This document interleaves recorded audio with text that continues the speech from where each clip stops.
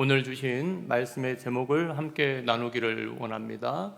오늘 알게 하옵소서. 다시 한번 따라해 보실까요? 오늘 알게 하옵소서. 네, 오늘 이 시간 하나님의 말씀을 통하여서 우리를 향한 하나님의 은혜와 긍휼과 그 뜻을 알게 되는 시간이 되기를 주님의 이름으로 간절히 축원합니다. 계속되는 폭염과 또 한 주간의 그 많은 사건, 사고로 인해서 굉장히 몸도 마음도 힘든 그런 시간들이었습니다. 아마 성도님들도 마찬가지였을 것입니다.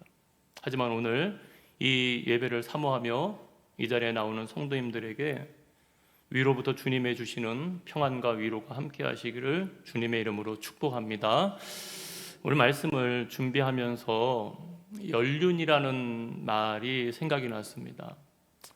우리가 이 연륜이라는 말은 문자적으로 볼 때 나무의 줄기나 가지 따위를 가로로 자른 면에 나타나는 둥근 태가 연륜입니다. 그러니까 쉽게 말해서 나이테예요, 나이테.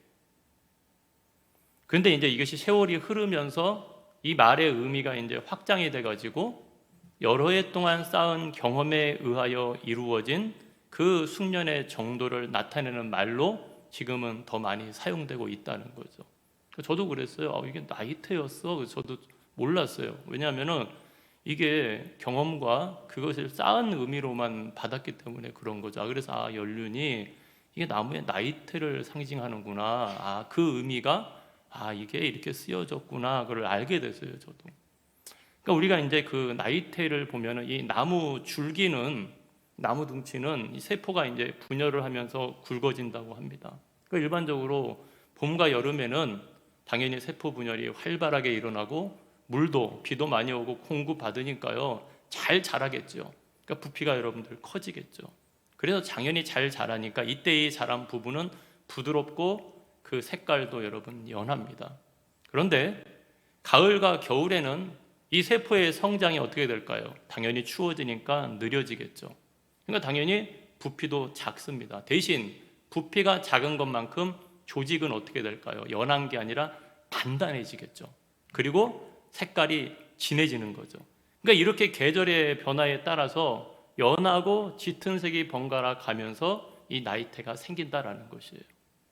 그래서 오늘 말씀을 묵상하면서 그렇구나. 그러니까 이 나이테를 세워보면은 흔히 우리가 나무의 연수를, 나이를 여러분 안다고 하지만 이 나이테를 보면은 그 나이테를 통해서 뭐를 알 수 있는 거예요? 과거의 기후의 변화나 자연 환경에 대해서도 알 수 있다고 여러분들 합니다. 그걸 보면서 우리도 깨닫게 되는 거죠. 마찬가지로 우리 신앙인들도 이 땅을 살아가면서 인생의 여름이 있고 겨울이 다 여러분들 있었습니다.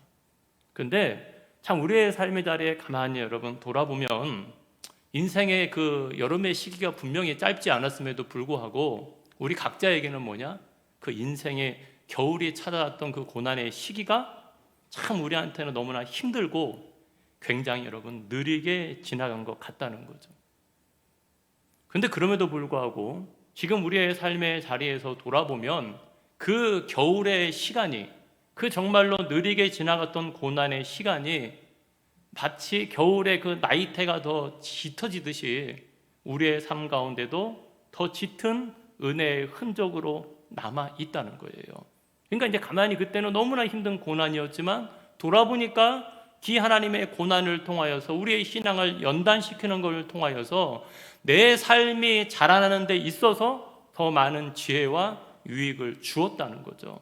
그러니까 우리가 영적으로나 육적으로나 이 연륜을 무시할 수 없는 건 이 연륜이라는 것은 그저 여러분 생기는 것이 아니라는 거예요. 이 연륜은 많은 시간과 많은 경험을 통해서 얻어진 것이기 때문에 그런 거예요. 그래서 우리가 단순히 여러분 세상의 연륜도 중요하지만 신앙의 생활을 잘하기 위해서는 신앙의 연륜도 중요하다는 거예요. 그러니까 아무리 우리가 교회를 여러분 오래 다닌다 할지라도 하나님이 주시는 축복의 의미와 고난의 의미를 깨닫지 못하면 우리의 신앙의 연륜이 깊어질 수가 없다는 겁니다. 그래서 우리가 오늘 본문의 말씀도 제가 알게 하옵소서라고 이 말씀의 제목을 이렇게 정하게 된 것은 오늘 본문에 엘리야가 기도하면서 이스라엘 백성들이 알게 해달라고 기도합니다. 그럼 여기서 여러분이 알다라는 것은 단순히 공부해서 지식적으로 아는 그 알다보다는 본인이 직접 경험하고 체험되어서 알게 되는 지식을 의미한다는 거예요. 그러니까 우리가 오늘도 신앙이라는 것은 뭐냐? 하나님의 말씀을 경험하면서 자라나는 것이 신앙이라는 거예요. 그래서 우리가 히브리서 5장 13절부터 14절에도 이렇게 기록되어 있습니다. 이는 젖을 먹는 자마다 어린아이니 의의 말씀을 경험하지 못한 자요, 단단한 음식은 장성한 자의 것이니 그들은 지각을 사용함으로 연단을 받아 선악을 분별하는 자들이니라. 그러니까 오늘 말씀을 보더라도 우리의 믿음이 자라나기 위해서는 어떻게 해야 된다고요? 말씀을 듣는 자리에만 머무르는 것이 아니라 하나님의 살아있는 말씀을 경험하는 자리로 나가야 된다는 거예요. 그러니까 우리가 말씀을 경험해야지, 경험해 보아야지 여러분 어떻게 된다는 거예요? 선악을 분별하고 하나님의 살아계심을 알게 될 수 있다는 거예요. 그러니까 쉽게 말해서 여러분 맛도 음식 잘 하시는 분들도 보면은 왜 그래요? 그 많은 음식을 경험해 보았기 때문에, 맛을 보았기 때문에 음식을 잘 만들죠. 우리도 신앙생활 하는 가운데도 신앙의 맛을 여러분 보아야 된다는 거예요. 하나님의 말씀대로 순종했더니 하나님이 이러한 은혜를 베풀어 주셨습니다. 때로는 하나님의 말씀대로 내가 불순종했더니 때로는 하나님께 내가 이러한 징계를 당했습니다. 그것을 맛보아서 우리가 여러분 결국은 뭐냐? 하나님의 은혜를 알고 하나님의 보좌 앞에 나아갈 수 있는 삶의 지혜를 깨닫게 된다는 거죠. 그러니까 이것은 아무리 여러분 말해도 알 수가 없는 거죠. 내가 직접 경험하고 겪어봐야 된다는 거예요. 그러니까 신앙도 겪어봐야 돼요. 그럼 내가 신앙도 경험하고 겪으려면 어떻게 해야 되느냐? 하나님의 말씀을 붙들고서 몸부림치면서 살아내야 된다는 거예요. 그래서 오늘도 우리가 지난 시간에 열왕기사 17장에는 하나님의 부재를 중심으로 말씀을 다루었다면 오늘 18장에서는 하나님의 임재에 대한 말씀을 가지고서 우리가 이 말씀을 여러분들 나누고자 합니다.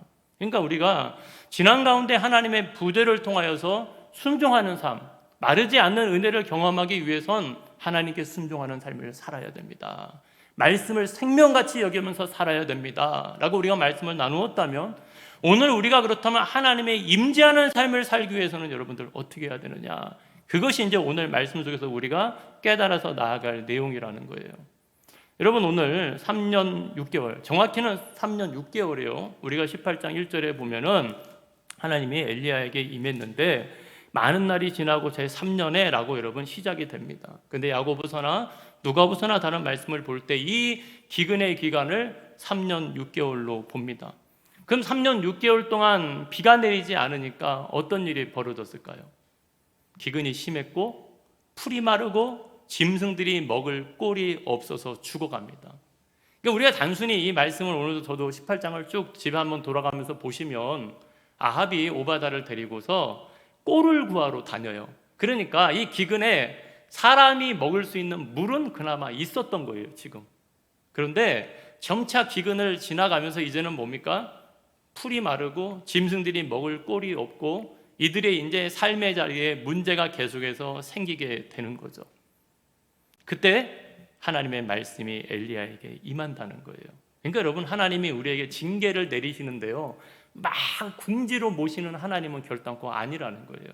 어느 정도는 숨쉬게 하시는 하나님이라는 거죠.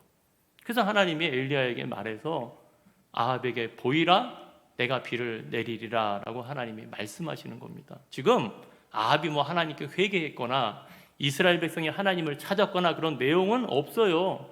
하나님께서 이스라엘 백성을 다시 찾아오는 거예요. 여러분 이게 바로 하나님의 은혜입니다. 우리가 몰라서 그렇죠. 우리가 무엇을 여러분 잘해서 잘못해서의 여러분 그것 때문이 아니라 하나님의 이 긍휼과 사랑은 우리가 생각한 것보다 크고 깊다는 거예요. 그러니까 하나님은 진노 가운데도 뭐를 베푸시는 하나님이에요? 은혜와 긍휼을 베푸시는 하나님이라는 거예요.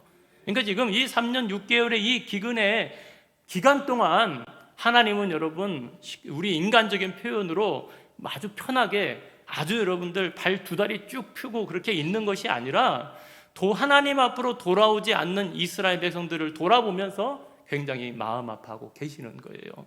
그런데 이제는 그 하나님의 시간 가운데 하나님의 때가 되어서 다시 회개하지 않고 완악한 그 이스라엘 백성들에게 하나님이 엘리야를 보내는 겁니다.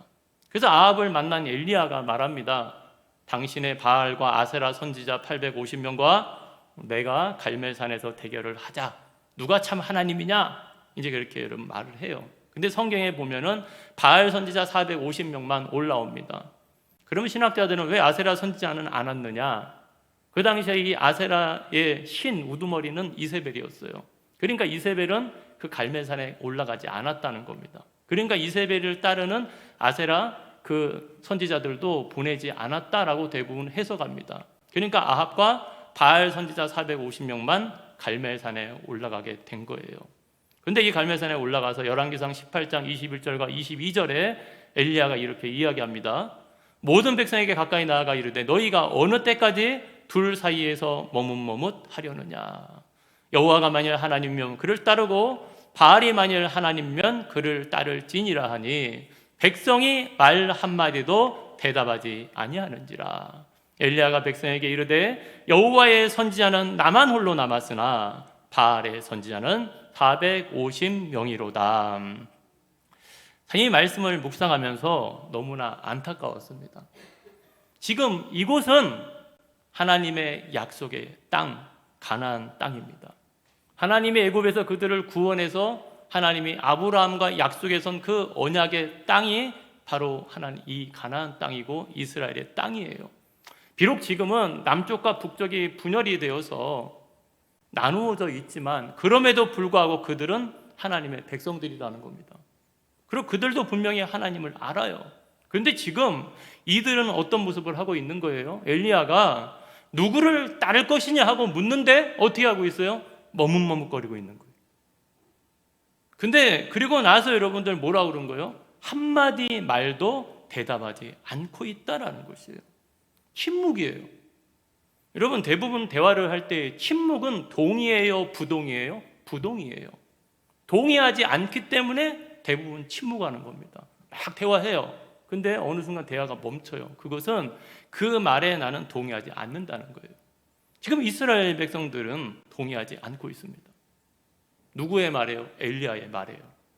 이 말씀을 묵상하면서 생각하게 되는 거예요. 지금 우리의 삶의 자리에서 우리는 하나님 응답해 주세요 라고 말하지만 가만히 우리의 삶 가운데 하나님의 응답이 없는 건, 이스라엘 백성들의 삶 가운데 하나님의 응답이 없는 건 이스라엘 백성들이 응답하는 삶을 살지 않기 때문에 그런 거예요. 이게 오늘 침묵이에요. 대답하지 아니했다라는 말은 다른 말로 응답하지 않았다는 거거든요. 여러분, 우리의 삶 가운데 하나님의 응답이 없는 것은 반대적으로 생각을 해야 돼요. 내가 하나님 앞에 응답하는 삶을 살지 않고 있기 때문에 그런 거예요. 그러니까 하나님의 응답이 느껴지지 않을 때 내가 하나님께 응답하지 않는 그 제목이 무엇인지를 우리가 돌아보는 삶의 지혜가 필요하다는 거예요. 그럼 여러분, 왜 이스라엘 백성들은 대답하지 않았을까요? 왜 응답하지 않았을까요? 그것이 믿어지지 않기 때문에 그런 거죠. 그러니까 오늘도 우리가 하나님의 말씀을 돌아보면서 왜 하나님의 말씀에 순종하는 삶을 사는 것이 중요합니까? 라고 누군가가 여러분들 물어본다면 바로 그것은 바로 우리의 삶의 자리에서 하나님의 말씀에 순종하는 삶을 살지 못하면 이스라엘 백성들이 바알도 섬기고 하나님도 섬기는 이러한 혼합주의적인 삶을 살게 된 결과가 뭐냐? 그게 하나님을 향한 믿음을 잃어버린 거예요. 그럼 우리가 흔히 믿음을 잃어버렸다는 것은 뭐로 나타나냐면 참과 거짓을 구분하지를 못하는 거예요. 그렇잖아요. 바알이 참 하나님이냐 여호와가 참 하나님이냐 대답을 못해요 지금. 그리고 결국은 선과 악을 분별하지 못하는 삶으로 나타난다는 거예요. 그럼 왜 분별하지 못하느냐? 결국 내 안에 있는 불신앙의 열매라는 거죠. 그러니까 결과적으로 돌아볼 때 3년 6개월의 기근도 결국 그들의 불신앙과 그들의 마음을 지금 돌리지는 못했다는 거예요. 그렇잖아요 여러분. 이 정도 징계 받았으면은 이 정도 뭐 했으면 될 것 같은데 그들은 여전히 머뭇거리고 있고 여전히 엘리야의 말에 하나님의 말씀에 한마디도 대답하지 못하고 있다는 거예요. 그럼 이스라엘 백성들이 왜 이렇게 불신앙의 길을 걸어가게 되었을까요? 처음부터 그랬냐는 거예요. 이들은 하나님을 알았고 하나님의 선지자들이 있었고 하나님을 예배하는 자들이었어요. 근데 왜 자꾸만 불신앙의 길을 걸어갑니까? 바로 엘리야가 이 기근이 하나님의 징계입니다.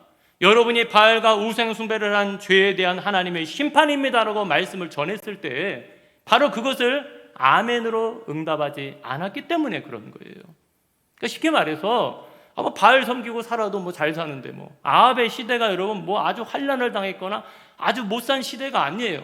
이방 민족이 쳐들어와 가지고 나라가 막 망했거나 그런 시대도 아니에요. 그러니까 삶의 자리에 문제가 없으니까 뭐예요? 하나님이 심판이라고 하고 기근이 임했다고 해도 하나님의 말씀에 아멘으로 응답하지 않는 거죠. 그러니까 우리가 오늘도 말씀을 묵상하면서 우리가 깨닫는 것은 뭐냐면요, 삶이 없는 아멘. 그러니까 하나님의 말씀대로 살지를 않아요. 그럼에도 불구하고 입에서 입버릇처럼 아멘, 아멘, 아멘. 그것도 여러분 문제죠. 삶이 없는 아멘도 문제지만, 하지만 반대적으로 돌아볼 때 하나님의 말씀에 대해서 아멘이 없는 삶은 더 문제라는 거예요. 여러분, 삶이 없는 아멘도 문제지만 그거보다 더 문제는 뭐냐? 하나님의 말씀에 아멘 자체가 없는 삶이 더 문제다라는 것이에요. 그러니까 우리가 오늘도 하나님의 말씀을 돌아보면서 깨달아야 되는 건 아멘은 축복의 말씀에만 아멘하는 것이 아니라는 거예요. 그러니까 우리가 신명기 27장 11절부터 15절까지 말씀을 한번 보겠습니다. 모세가 그날 백성에게 명령하여 이르되 너희가 요단을 건넌 후에 시므온과 레위와 유다와 이사갈과 요삭과 베냐민은 백성을 축복하기 위하여 그리심 산에 서고 루벤과 갓과 아셀과 스불론과 담과 납달리는 저주하기 위하여 에발산에 서고 레위 사람은 큰 소리로 이스라엘 모든 사람에게 말하여 이르기를 장색의 손으로 조각하였거나 부어 만든 우상은 여호와께 가증하니 그것을 만들어 은밀히 세우는 자는 저주를 받을 것이라 할 것이요 모든 백성은 응답하여 말하되 아멘 할지니라. 아멘. 지금 이 신명기의 말씀은 이스라엘 백성들이 가나안 땅을 목전에 두고 모세가 유언으로 남긴 말씀입니다. 하나님께서 이들이 가나안 땅에 들어갔을 때 그리심산과 에발산의 좌우편에 서서 하나님의 축복의 말씀과 저주의 말씀을 선포하게 해요. 그러니까 하나님의 말씀은 축복의 말씀과 저주의 말씀이 함께 있죠. 그런데 축복의 말씀에만 아멘하는 것이 아니라 하나님의 그 저주의 말씀에도 응답하여 말하되 아멘하라는 거예요. 그리고 나서 신명기 27장에 보면은 저주의 말씀이 먼저 나옵니다. 그리고 27장에 순종하는 자가 받는 축복의 말씀이 먼저 나오는 거예요. 우리는 순종하는 바, 복 받는 말씀만 여러분들 뭡니까? 다 귀 기울여서 알아요. 하지만 여러분, 복을 받는 자가 되기 위해서는 어떻게 해야 돼요? 저주를 받는 말씀도 여러분들 알아야 된다는 거예요. 그러니까 축복의 말씀뿐만이 아니라 저주의 말씀을 아멘으로 응답해야지 우리의 신앙생활이 바르고 강하게 자라날 수가 있다는 거죠. 그러니까 우리가 신앙이 성숙함, 신앙의 경륜이 우리가 쌓이기 위해서는 다른 데서 기준이 나오는 게 아니라 바로 여기에서 이것이 나눠지는 거예요. 그러니까 축복의 말에는 다 여러분 아멘으로 응답합니다. 하지만 책망의 말씀, 경고의 말씀, 저주의 말씀에는 선뜻 아멘이 나오지 않는다는 거예요. 그런데 그럼에도 불구하고 우리가 하나님의 말씀 앞에 섰을 때 내게 부딪히는 말씀에 어떻게 해야 된다는 거예요? 아멘으로 응답하는 믿음이 있어야 된다는 거예요. 그래야지 우리가 순종의 길로 걸어갈 수 있는 겁니다. 그러니까 예수님께서 십자가에서 우리의 저주를 다 담당하셨습니다. 그러니까 예수님은요, 그 십자가마저도 어떻게 했다는 거예요? 아멘으로 하나님께 응답하고 순종했다는 거예요. 여러분, 그 당시 십자가는 사형틀이었고 십나무에 달린 자는 저주를 받은 자예요. 그런데 죄 없는 예수님께서 우리의 죄를 속하기 위해서 자신이 저주를 담당하신 거예요. 예수님 아멘 하신 거예요. 그럼 우리도 하나님의 말씀에 있어서 어떻게 해야 된다는 거예요? 부딪힐 때, 찔릴 때 정말로 우리가 그 말씀을 아멘으로 받는 신앙으로 가야 된다고요. 그게 하나님의 말씀을 경험하는 거고 아는 거죠. 그렇게 해서 우리가 그 하나님 앞에 여러분들 갔을 때 바로 거기에서 뭐가 열리는 거예요? 구원의 길이 열린다는 거죠. 우리가 역도 선수 장미란 선수가 있습니다. 우연히 인터뷰, 이제 유퀴즈인가 거기 나온 인터뷰를 봤어요. 근데 그분이 그런 표현을 합니다. 올림픽에 대회를 나갔는데 이제 그 중국 선수들 다 잘하잖아요. 그러니까 여러분 시합을 하게 되면 물어요. 저 선수가 역도 이 역기를 떨어뜨리기를 바랄까요? 잘하기를 바랄까요? 하고 묻습니다. 그러니까 MC가 다 그러죠. 뭐 솔직히 말해서 저 선수가 실수하고 떨어지기를 바라는 게 사람의 마음 아니겠어요? 그래야지 내가 기록을 세우고 메달을 따니까. 그러니까 자기도 그런 마음이 있다는 거예요. 저 선수가 잘 안 했으면 하는 마음이 있었대요. 그런데 순간 그 마음에 그것이 나만 아는 부끄러움이라는 거예요. 나만 아는 부끄러움. 그분이 그 표현을 해요. 나만 아는 부끄러움. 그게 부끄럽더라는 거예요. 저 선수가 못해서 내가 잘 되는 거? 저 선수가 못해서 내가 메달을 받아야지 하는 이 생각이 마음에 부끄럽다는 거예요. 그러니까 여러분, 장미란 선수는 신앙인이에요. 그 어머니가 전도사던데 보니까 그 부끄러움이 여러분 왜 생겼을까요? 그건 저는 신앙의 바탕에서 그것이 생겼다고 생각해요. 그래서 그분이 그 순간에 마음을 고쳐 먹었대요. 그 선수한테 야 누구누구야 너가 준비한 대로 잘해라. 나는 내가 준비한 대로 잘할게. 그러고 나서 그 경기에 임했고 메달을 딴 거죠. 근데 메달을 딴 것보다 더 중요한 것은 뭐냐면 그날 밤에 너무나 마음이 기쁘더라는 거예요. 너무나 마음이 기뻤대요. 잠이 오지 않을 정도로 마음이 기뻤대요. 그리고 스스로가 정말로 잘했어 라고 여러분들 그 마음이 우리 안에 여러분들 들더라는 거예요. 여러분 참 나만 아는 부끄러움들이 있잖아요. 솔직히 말해서 남에게는 다 말하지 못하지만 나만 아는 부끄러움.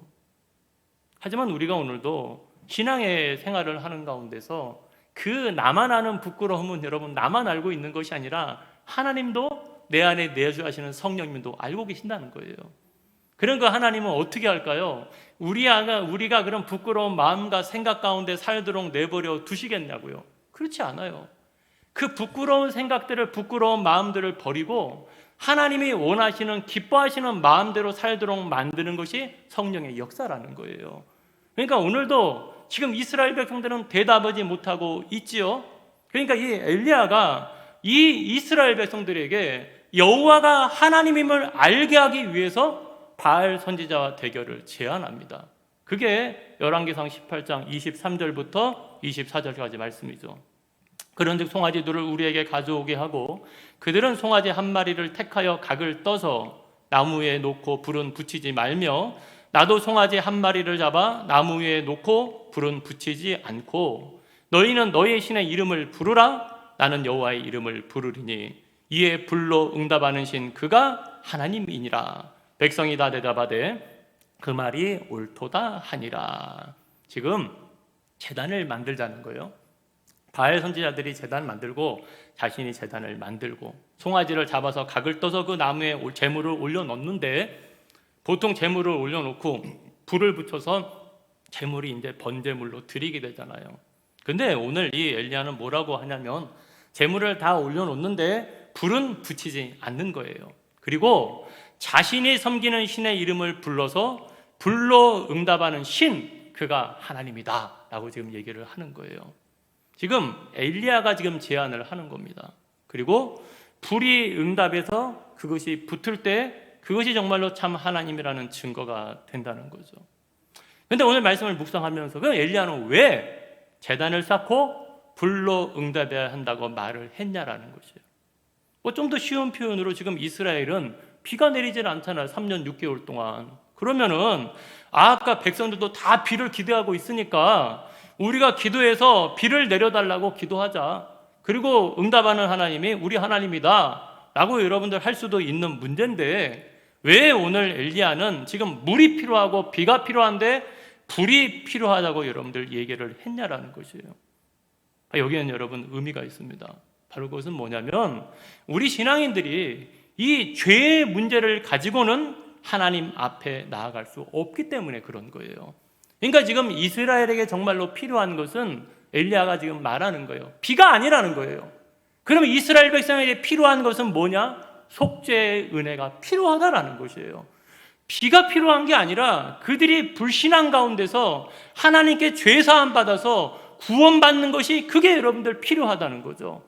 그러니까 오늘 이 참과 거짓을 드러내어서 이스라엘 백성들이 마음을 돌이켜서 하나님께 나오는 것이 필요하다는 거예요.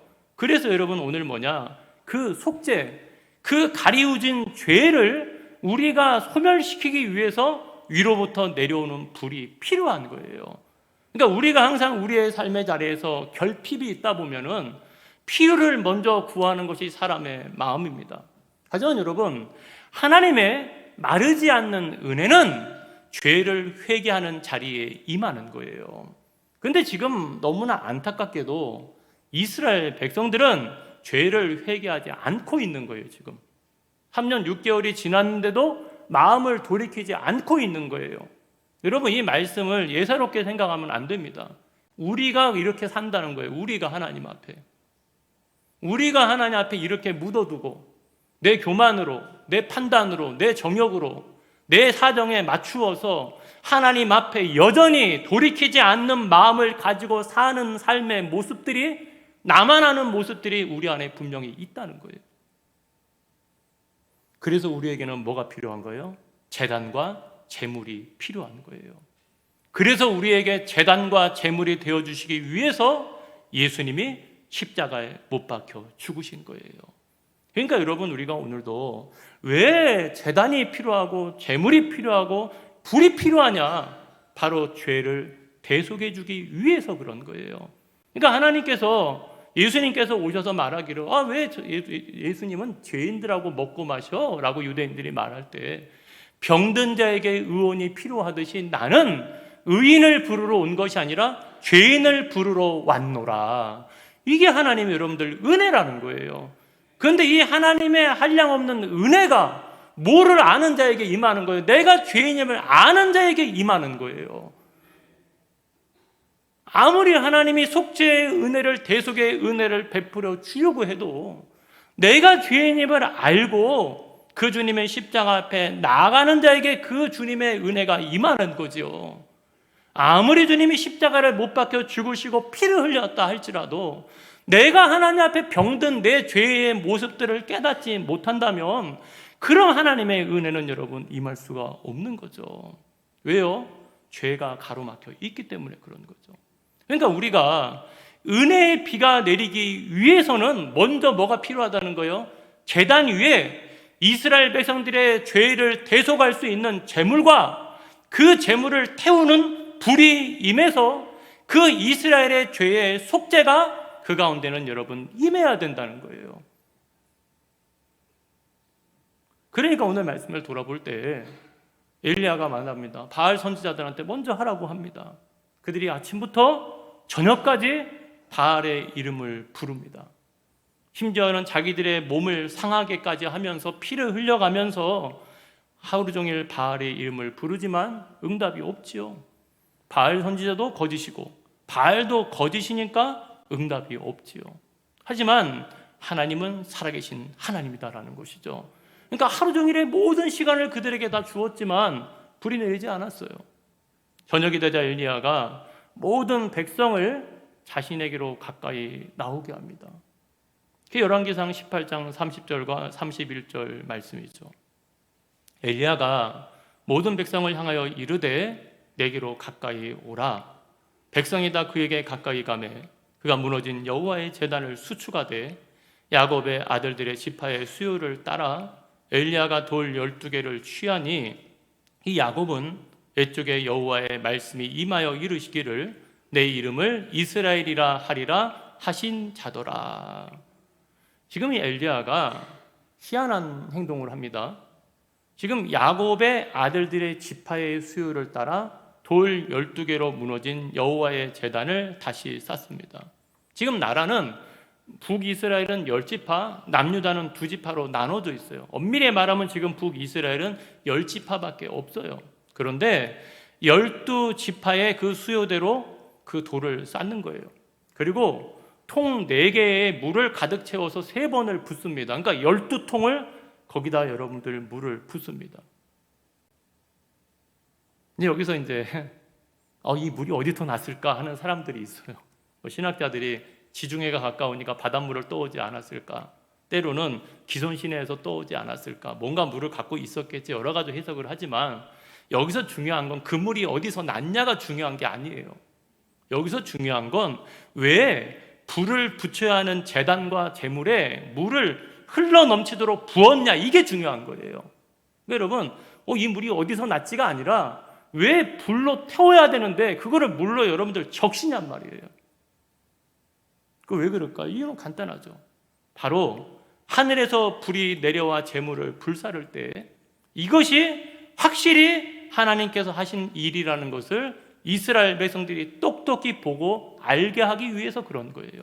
왜냐하면 우연히, 아니면 때로는 번개가 쳐서 자연현상 때문에 그렇게 여러분들 이유와 핑계를 대지 못하도록, 이것은 우연의 일치가 아니라 하나님이 역사입니다라는 것을 그들이 인정하게 하기 위해서 거기에다가 12통이나 되는 물을 철철 넘치게 부은 거예요.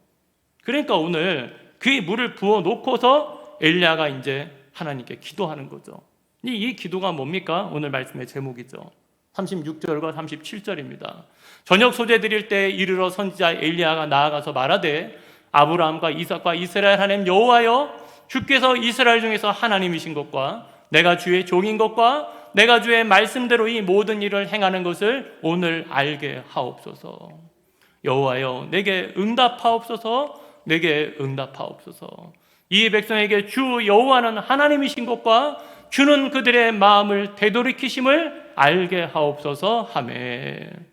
지금 엘리야가 간절히 기도하는 것은 뭐예요? 이스라엘 백성들이 주 여호와가 하나님인 것을 알게 해달라고 간절히 기도합니다. 그리고 더 나아가서는 그들이 그 마음을 되돌이키심을 알게 해달라고 기도합니다. 이게 여러분 표현을 보세요. 그들의 마음을 되돌이키심인 거예요. 그 말은 뭐냐면 이스라엘 백성 마음을 되돌려주세요 라는 게 아니라 하나님이 이스라엘 백성들의 마음을 되돌이키기를 원한다는 것, 그 마음을 되돌이키시는 하나님이라는 것을 이스라엘 백성들이 알게 해달라는 거예요. 지금 그러니까 어떤 하나님이에요? 인격적인 하나님이죠. 막무가내로 내가 너희 뭐하면 저주를 내릴 거야, 내가 너희 뭐하면 벌을 내릴 거야, 그런 하나님이 아니라 우리의 영혼의 구원을 위해서 누구보다도 안타까워하시고 우리의 영혼의 한 사람의 영혼을 위해서 누구보다도 마음 아파하시고 지금도 그 마음을 돌이켜서 하나님이 나의 하나님이라고 고백하기를, 응답하기를 원하시는 하나님이라는 거예요. 그런데 여기서 우리가 주목해야 되는 것이 있습니다. 우리가 일반적으로 아브라함의 하나님, 이삭의 하나님, 야곱의 하나님이 맞습니다. 그렇게 기도하고 그렇게 성경에 많이 기록되어 있는데 이 본문의 말씀 가운데는 유독 아브라함과 이삭과 이스라엘의 하나님이다라고 여러분들 성경에 기록되어 있습니다. 그러니까 야곱 대신에 야곱의 하나님이 아니라 이스라엘의 하나님이라고 지금 기도하고 있는 거예요. 이게 뭘 의미할까요? 왜 야곱의 하나님이라고 안 하고 이스라엘의 하나님이라고 기도하냔 말이에요. 그럼 우리가 이스라엘이라는 이름이 어디서 생겼는지를 따라가 봐야 되겠죠. 그것이 여러분들 뭡니까? 창세기 32장 27절과 28절 말씀이죠. 그 사람이 그에게 이르되 내 이름이 무엇이냐? 그가 이르되 야곱이니이다. 그가 이르되 내 이름을 다시는 야곱이라 부를 것이 아니요 이스라엘이라 부를 것이니 이는 내가 하나님과 및 사람들과 거루어 이겼음이니라. 여러분 이 말씀이 무슨 내용인지 아시죠? 요즘 창세기 강해를 하고 있으니까 야곱이 그 라반에게서 떠나서 다시 고향으로 돌아오는데 그 앞에 누가 있어요? 에서가 있잖아요. 에서의 축복을 빼앗아도 도망갔으니까 돌아오는 야곱의 마음이 얼마나 불안합니까? 그래서 담임 목사님이 신앙의 불안장애에 대해서 이 부분에 대해서 설교를 했죠. 야곱이 그래서 어떻게 막 수단 방법을 막 합니다. 막 떼를 나누고 미리 막 뇌물을 보내고 그래도 불안하니까 다 건너게 하고 마지막에 야복강에 남아서 자기가 밤새도록 하나님께 기도하는 거예요. 쉽게 말해서 응답해 달라는 거죠. 하나님 도와달라는 거죠. 막 하나님께 기도합니다. 그것을 실험을 했다고 성경에는 표현되어 있죠. 그런데 막 밤새도록 기도하는데 이 하나님의 사자가 야곱의 한도패를 쳐버립니다. 그래서 야곱이 절름발이가 돼요. 그래서 뼈가 위골이 될 정도로 그 하나님께 야곱이 밤새도록 기도한 거예요. 그리고 나서 하나님이 야곱한테 어떻게 해요? 여러분, 사람이 어떻게 하나님을 이겨요? 근데 하나님이 야곱에게 져주는 거죠. 져주면서 이 야곱한테 뭐라고? 네 이름이 뭐야? 저 야곱이에요. 저 남의 것을 속이고 살았고요, 빼앗고 살았고요, 내 수단과 방법으로 살았던 야곱이에요. 그러니까 하나님이 뭐야? 이제 너 야곱 아니야. 너 야곱이 아니라 너 이제는 이스라엘이라고 부를 거야. 하나님과 겨루어서 이긴 자라고 부를 거야. 라는 여러분들 영화를 줍니다. 여러분, 하나님과 겨루어 이기었어요. 그러니까 예수의 문제가 해결이 될까요? 해결이 안 될까요? 해결해 준다는 거죠. 그러니까 이 이스라엘이라는 이 이름 가운데는 뭐가 있는 거예요? 야곱이 정말로 자기는 축복을 잡으려고 살아왔는데 축복의 근원이 누구라는 거예요? 하나님이라는 거예요. 그러니까 여러분, 명예와 부귀와 그것이 우리의 삶 가운데 축복이 아니에요. 신앙인의 축복은 우리가 하나님이 나의 구원이심을 아는 게 축복이라는 거예요. 그러니까 야곱이 그것을 그 야복강 나루에서 그 밤에 기도하면서 깨닫게 된 거죠. 아, 하나님이시구나. 하나님이 나의 축복의 근원이고 하나님 나의 구원이구나. 그것을 분명히 알게 된 거예요. 그리고 나서 이제 32장 31절에 보면 이렇게 나와 있습니다. 밤이 지나고 그가 분예를 지날 때 해가 돋았고 그의 허벅다리로 말미암아 절었더라 라고 여러분들 나옵니다. 여러분, 야곱이 절름발이가 된 거예요. 한쪽 다리가 망가졌죠. 하지만 그것은 축복이죠. 이제는 그 절름발이를 통하여서 평생 자신은 하나님만 의지하며 사는 인생이 되었다는 축복의 흔적이 야곱에게 임한 거예요. 마치 사도 바울이 그 자기에게 있어서 가시가 있어가지고 3번이나 간구했지만 내 은혜가 내게 좋게라고 하나님이 말했듯이, 왜? 교만하지 않게 하기 위해서 가시를 주었듯이 야곱이 야곱이라는 이름대로 살지 않고 이제는 이스라엘로 살게 하기 위해서 하나님이 절름발이가 되게 만드신 거죠. 그런 의미에서는 육으로는 절름발이가 됐지만 영적으로는 하나님의 축복을 받은 겁니다. 그런데 오늘 말씀에서 이 절름발이가 오늘 말씀과 여러분 부딪히는 부분이 있어요. 왜 엘리야가 이스라엘의 하나님이라고 여러분 불렀냐? 지금 여러분, 엘리야가요 하나님 앞에 나와서 지금 하는데, 지금 이스라엘 백성들이 엘리야가 말했을 때 머뭇머뭇 거리다고 이 성경에는 해석이 되어 있지만 히브리어 원어로 볼 때는 머뭇머뭇 거리다는 것은 쩔뚝거리다는 말이에요. 쩔뚝거리다. 그러니까 지금 이스라엘 백성들이 머뭇머뭇거린 게 이게 어떻게 하냐면 갈팡질팡하고 있는 거죠. 이리 갈까 저리 갈까. 마치 뭐처럼요? 똑바로 걸어가지 못하고 쩔뚝거리면서 걸어가는 이스라엘 백성들의 모습을 지금 보이고 있는 거예요. 그러니까 엘리야가 지금 이 이스라엘이라는 이름은 언약의 이름이거든요. 그러니까 하나님 앞에 지금 간절히 하나님께 기도하는데 그 엘리야의 마음은 여러분 그거예요. 하나님, 야곱이 하나님께 응답을 받았고 야곱이 하나님이 하나님임을 알게 되어서 이스라엘이라는 이름을 얻었지요. 지금 이스라엘 백성들도 머뭇거리고 있네요. 지금 이스라엘 백성들도 쩔뚝거리고 있네요. 이 이스라엘 백성들이 오늘 주 여호와가 하나님임을 알게 되어서 다시 하나님 앞으로 돌이켜 이스라엘이라고 야곱이 이름받았듯이 이스라엘 백성들이 이스라엘 백성이라고, 이스라엘 사람이라고, 요즘 표현으로 그리스도인이라고 칭함받을 수 있도록 주님 역사해 주세요. 그 마음으로 지금 엘리야가 기도하는 거예요. 지금 이스라엘 백성들이 쩔뚝거리고 있습니다. 지금 하나님의 구원을 모르고 있습니다. 하나님을 알지 못하고 있습니다. 그러니 하나님 어떡합니까? 야곱을 이스라엘이라 부르신 하나님, 오늘도 이 이스라엘 백성들에게 응답하여 주시옵소서. 이 쩔뚝거리는 인생을 주님 붙잡아 주시옵소서. 이 이스라엘 백성들의 마음이 돌이켜서 다시 하나님의 여호와임을 알고 하나님 앞으로 나아갈 수 있는 응답이 오늘 임하게 하여 주시옵소서. 그 마음으로 엘리야가 지금 기도했던 거예요. 그래서 아브라함의 하나님, 이삭의 하나님, 야곱의 하나님이라고 안 하고 아브라함의 하나님, 이삭의 하나님, 이스라엘의 하나님이라고 했던 거예요. 그러니까 여러분, 이스라엘은 이 백성들에게 영광의 이름인 거죠. 우리가 그리스도인이 되었다는 것은, 성도가 되었다는 것은 우리에게 영광의 이름이라는 거예요. 그러니까 우리가 그 이름을 받았으면 그 이름에 부합한 삶을 살려고 힘써야 되는 거죠. 여러분, 오늘 이 엘리야의 기도, 누군가가 여러분 이렇게 기도했을 때 하나님이 그 기도에 응답하셨을까요? 응답 안 하셨을까요? 당연히 응답하시죠. 왜냐? 하나님의 언약을 붙잡고 기도하는 거거든요. 하나님, 야곱이라고 안 하고 이스라엘이라고 하신다고 했죠. 지금 이 백성들도 쩔뚝거리고 있지만 야곱이 아니라 이스라엘로 부르신 하나님께서 이들을 이스라엘로 불러달라고, 긍휼을 베풀어 달라고, 하나님이 하나님임을 알게 해달라고 그렇게 간절히 기도하니까 열왕기상 18장 38절부터 39절까지 하나님의 응답이 떨어진 거죠. 이에 여호와의 불이 내려서 번제물과 나무와 돌과 흙을 태우고 또 도랑에 물을 핥은지라. 모든 백성이 보고 엎드려 말하되 여호와 그는 하나님이시로다. 여호와 그는 하나님이시로다 하니 아멘. 드디어 백성들이 응답한 겁니다. 여러분, 하나님이 응답하신 것이 아니라 이스라엘 백성들이 드디어 응답한 거예요. 뭐라고요? 여호와는 하나님이십니다. 여호와가 하나님이십니다.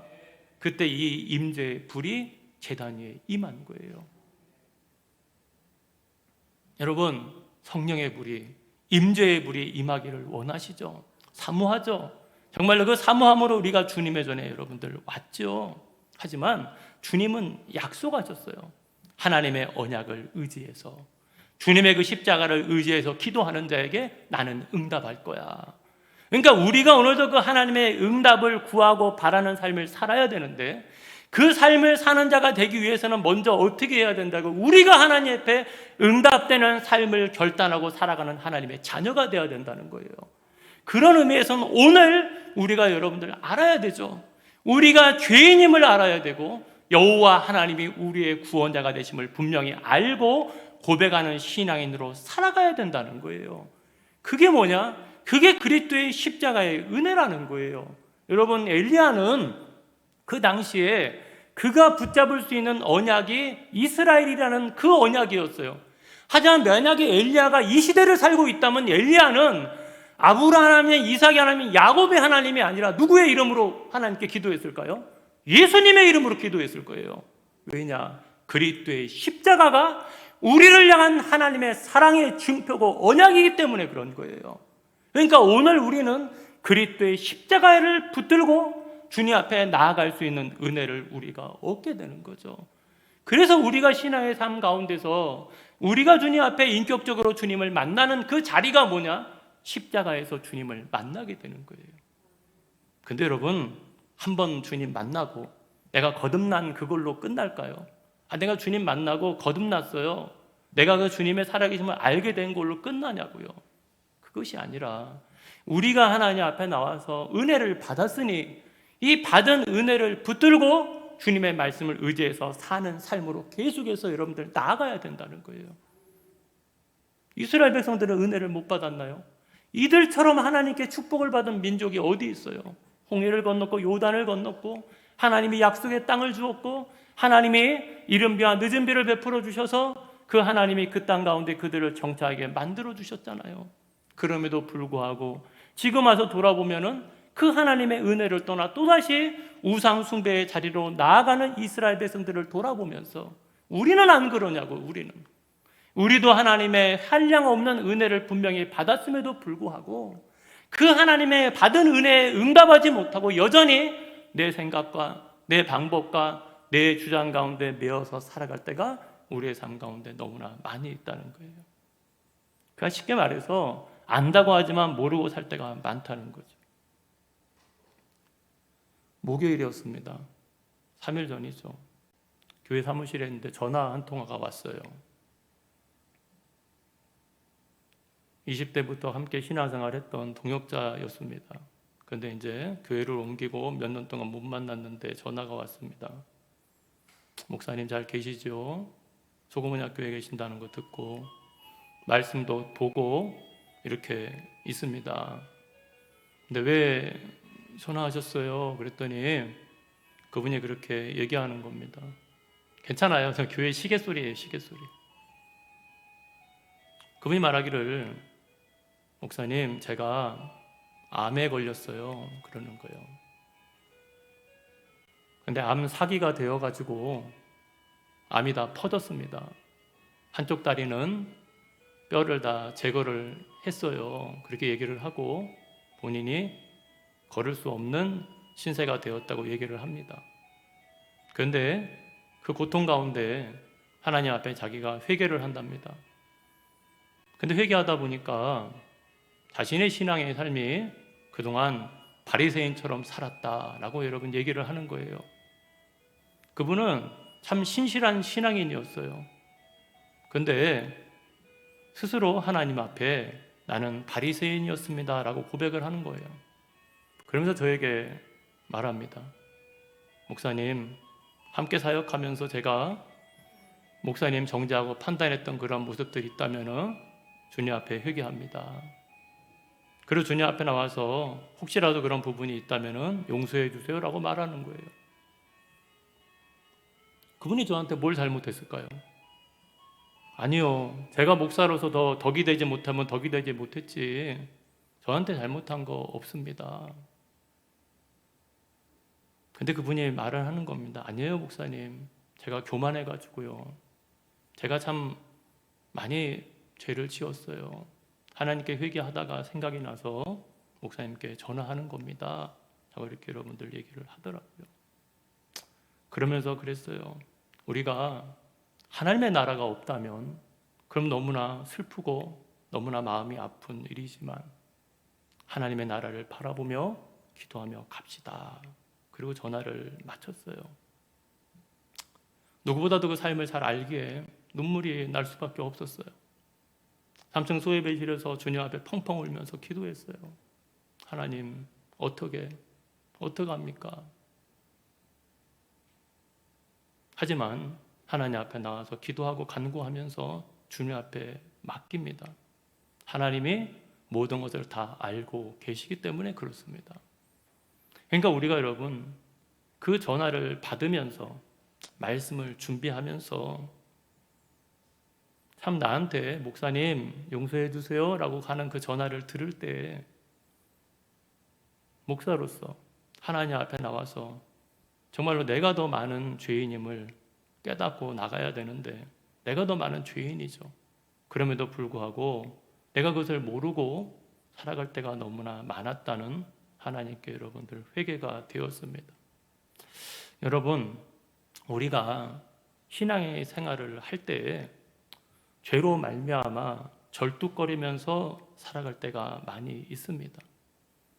잘 믿는 것 같고 잘하는 것 같은데 실상은 소망 없이, 실상은 주님의 그 말씀 앞에 응답 없이 삶을 살아갈 때가 내 가운데 여러분들 많다는 거예요. 하지만 우리가 오늘도 이스라엘 백성들의 이 모습을 돌아보면서 그러면은 야 너는 그래 하고 하나님이 내던져 버리시냐고요. 야 그렇게 했는데도 돌이키지 않아 하고 하나님이 여러분 내몰라라 하냐고요. 그게 아니라 다시 우리를 여러분들 부르셔서 다시 말씀의 자리로 나오게 하셔서 다시 여호와 그는 나의 하나님입니다 라고 여러분들 고백하게 만드신 하나님이시라는 거예요. 그럼 그 엘리야의 시대에 그 갈멜산의 제단 앞에서 이스라엘 백성들은 그렇게 여호와 하나님을 고백했지만 그럼 우리는 어디에서 그 고백을 해야 되냔 말이에요. 우리는 어디에서 하나님께 그 고백을 여러분 드려야 되냔 말이에요. 그 자리가 바로 이 자리라는 거예요. 여러분 바로 이 예배의 자리를 통하여서 바로 성령의 하나님께서 말씀을 통하여서 우리의 죄를 깨닫게 하시고 우리를 향한 하나님의 끊이지 않는 놀라운 사랑을 깨닫도록 만들어 주신다는 거예요. 그러니까 여러분 삶의 자리에서 정말로 내가 살고 못 살고의 문제가 아니라 정말로 주님이 나의 구주가 되는 것을 믿고서 사느냐, 이것이 우리의 삶 가운데 여러분들 얼마나 중요하냐라는 것이에요. 하지만 오늘도 말씀을 보면서 우리가 깨닫게 되는 것은 뭐냐면요, 하나님은 결단코 자기의 백성을 포기하지 않는다는 거죠.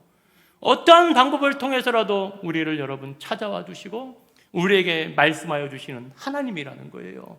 그러니까 우리도 우리의 삶의 자리에서 어떻게 해야 된다는 거예요? 여호와께로 돌아가야 된다는 거죠. 이 여호와께 돌아간다는 이 말은 안 믿는 자에게만 해당이 되는 것이 아니라 신앙생활하는 우리가 우리의 삶의 자리에서 하나님의 말씀을 통하여 끊임없이 여호와께 돌아가고 여호와를 바라보고 여호와 앞에 응답하는 신앙의 삶으로 나가야 된다는 거예요. 그때 하나님이 알게 하신다는 거죠. 나의 약함도 알고 나의 악함도 알지만 하나님이 그 선함과 하나님의 그 은혜와 하나님이 그 구원을 하나님이 알게 하신다는 거예요. 그래서 사랑하는 성도 여러분, 우리가 비록 절뚝거리는 인생이지만 이제 주님의 사랑을 알았어요. 그리고 주님의 사랑 때문에 우리가 주님의 전에 나와서 예배자가 되었다는 거죠. 그렇다면 우리가 이 받은 은혜와 말씀을 가지고서 어떻게 해야 돼요? 세상 속에서 믿음으로 살아내야 된다는 거예요. 그래서 오늘도 여호와 그는 나의 하나님입니다 라고 이스라엘 백성들이 고백하였듯이 오늘도 세상 속에서 주님의 약속을 바라보며 오늘도 이 믿음을 가지고 하나님의 말씀에 응답하는 삶, 하나님의 말씀에 순종의 길을 걸어갈 수 있는 제가 우리 사랑하는 성도님들이 되시기를 주님의 이름으로 간절히 축원합니다. 아멘. 오늘 우리가 이 말씀을 의지하여서 함께 기도하며 나아가기를 원합니다. 주님, 우리가 우리의 삶의 자리에서 하나님의 말씀에 응답하지 못했던 삶들을 회개합니다. 이제는 주여, 주님이 나의 하나님이심을 고백하고 응답하는 신앙인으로 살아갈 수 있도록 역사하여 주시옵소서. 여호와 하나님이 나의 하나님임을 고백할 수 있도록 역사하여 주시옵소서. 우리 마음 가지고 다 같이 함께 기도하며 나아가시겠습니다. 할렐루야. 고맙고 감사하신 하나님 아버지, 오늘도 여호와 그 하나님이 나의 하나님임을 날마다 깨닫는 신앙인으로 살아갈 수 있도록 주여 역사하여 주시옵소서. 오늘도 엘리야가 간절히 기도합니다. 하나님 응답하여 주시옵소서. 응답하여 주시옵소서. 하나님 이 자리 가운데 아버지 응답하여 주시옵소서. 오늘도 우리의 기도를 응답하여 주시고 우리가 하나님 앞에 응답하는 신앙인으로 살아가기를 원하오니 성령의 하나님께서 나만 아는 부끄러운 모습들을 주님 앞에 내려놓으며 오늘도 주님을 의지하는 신앙인으로 살아갈 수 있도록 주여 돌보아 주시옵소서. 우리를 다스려 주장하여 주셔서 주님을 경외하는 마음과 믿음을 가지고 살아낼 수 있도록 하나님 역사하시고 주장하여 주시옵소서. 주님이 나의 위로가 되시고 주님이 나의 힘이 되시고 주님이 나의 구원이 되시는 줄을 믿사오니 온전히 그 주님을 경외하는 마음과 심령과 믿음 가지고 살아갈 수 있도록 주여 역사하여 주시옵소서. 주여 깨닫게 하여 주시옵소서. 오늘 우리가 알게 하여 주시옵소서. 오늘도 그 하나님을 경외하는 마음과 심령과 믿음 가지고 살아낼 수 있도록 주여 붙잡아 주시옵소서.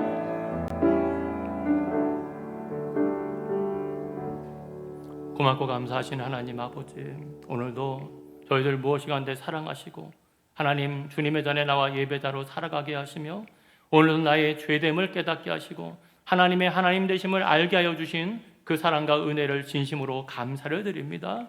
주여 우리를 긍휼히 여겨주셔서 오늘도 여호와를 경외하며 여호와 앞에 신실한 신앙인으로 살아갈 수 있도록 역사하여 주시옵소서. 비록 절뚝거리는 인생이라 할지라도 하나님 긍휼히 여기셔서 아버지 이스라엘이라 부르신 하나님 아버지, 우리를 하나님의 자녀로 불러주셨을 때 이제는 남은 때 그 하나님 영광 위하여 살아가는데 부족함이 없도록 돌보시고 주장하여 주시옵소서. 모든 걸 주님께 맡겨오며 나를 구원하여 주신 예수 그리스도 이름으로 감사하며 기도드렸습니다. 아멘.